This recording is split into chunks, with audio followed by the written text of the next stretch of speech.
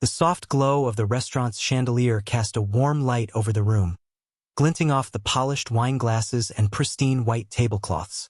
It was the kind of place where birthdays, anniversaries, and quiet celebrations of love unfolded.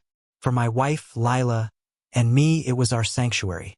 We'd first stumbled upon Vincent's Bistro 10 years ago on our first date. The rich aroma of garlic and butter had filled the air as we shared a bottle of Merlot, laughter punctuating every bite. Over the years, we'd made it our tradition: anniversary dinners, Valentine's nights, or just random Thursdays when we needed to feel close again. Tonight, though, everything was about to change. I arrived early, as I always did. It was our wedding anniversary, and I wanted everything to be perfect. A bottle of our favorite wine was already chilling in a silver bucket at our usual table in the corner. The staff, who knew us well, smiled warmly, offering congratulations as they brought out candles and rose petals to decorate the table. But something had been gnawing at me for weeks. The late-night texts she dismissed with a too casual laugh, the way she'd started going to yoga 3 times a week but never seemed to break a sweat, and then there were the whispers in my gut, the feeling that something was off. I'd brushed them aside, desperate to trust her. After all, this was Lila, the woman who had once danced barefoot with me in the rain, who swore she'd love me until her last breath. Still, doubt lingered, so I'd done something I'd never thought I'd do. I followed her. It didn't take long to confirm my fears. 2 weeks ago, I'd watched from my parked car as she stepped out of a strange man's sedan. She'd leaned in, laughing in that carefree way I thought was reserved for me, and kissed him.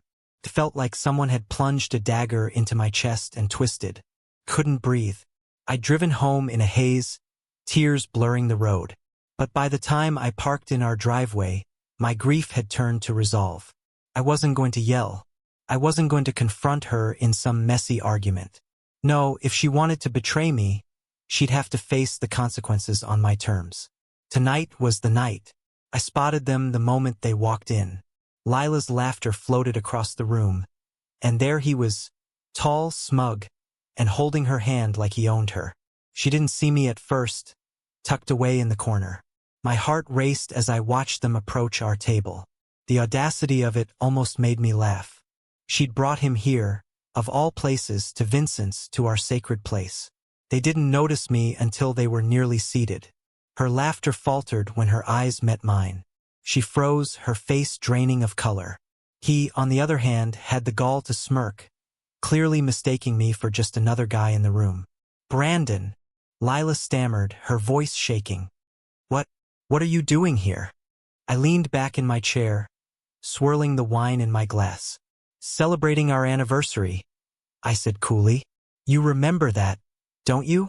Her lover's smirk faltered. He glanced between us, realization dawning slowly. "Oh," he muttered. "Yes." "Oh," I said, standing. "Why don't you join me? I already ordered enough wine for 3. Lila's voice was barely a whisper. "Let's not do this here." "Oh, but you chose here, didn't you?" I said, my voice rising just enough to turn heads. "You thought this was your little playground, didn't you? Thought you could bring your boyfriend to the place where we built a life together and make a fool of me." People were staring now. Lila's face turned crimson as she tried to pull her lover toward the door, but I stepped in their path. "Sit," I commanded, my voice ice. To my surprise, they obeyed. I'd planned for this moment meticulously. I wasn't just here to confront them. No, tonight was about exposing the truth. "Do you know what's funny?" I said, pouring wine into their glasses. "I always thought the worst thing that could happen to a man was losing his wife. Turns out it's watching her make a fool of herself with someone like you." Lila's lover bristled. "Look, man, I don't want any trouble." "Trouble?" I laughed bitterly. "You should have thought about that before you started sleeping with a married woman." "Brandon, stop," Lila pleaded. "This isn't the place." "No," I said, raising an eyebrow. "You seem to think it was the place to parade him around, so now it's the place where everyone learns who you really are." I reached into my jacket pocket and pulled out the manila envelope I'd spent days gathering evidence. Screenshots of texts, photos, receipts from hotels. I tossed it onto the table. "Go ahead," I said. "Open it." Her hands trembled as she picked up the envelope. The moment she saw its contents, she paled.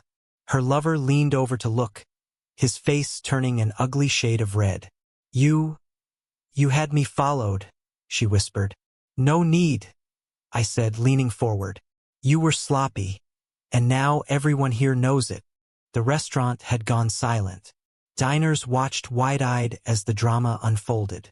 I should have felt embarrassed, but I didn't. For the first time in weeks, I felt alive. This is insane, her lover said, standing abruptly. I'm not sticking around for this. Oh, you're not going anywhere, I said, pulling out my phone. Because the moment you step outside, you're going to run into my friend Detective Harris. He's very interested in the illegal dealings I uncovered while looking into you. His face went white. What are you talking about? I smiled coldly. You really should be more careful about how you transfer money. It's amazing what you can find with a little digging. Lila stared at me, her mouth opening and closing like a fish. Brandon, you can't. Oh, I can, I said, standing. You wanted to destroy our marriage? Fine. But you don't get to walk away unscathed. The room was electric with tension. Her lover slumped back into his chair, defeated. Lila looked at me, tears streaming down her face. I'm sorry, she whispered. I made a mistake. A mistake. I laughed, a hollow sound. No, Lila.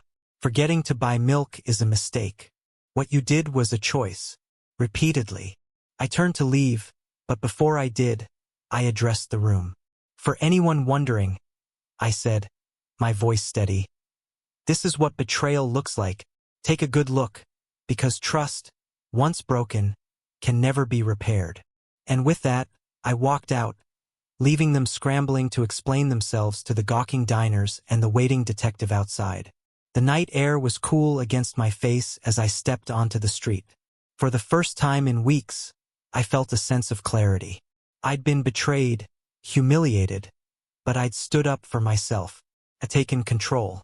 I didn't know what the future held, but I knew one thing. I'd never let anyone make me feel small again.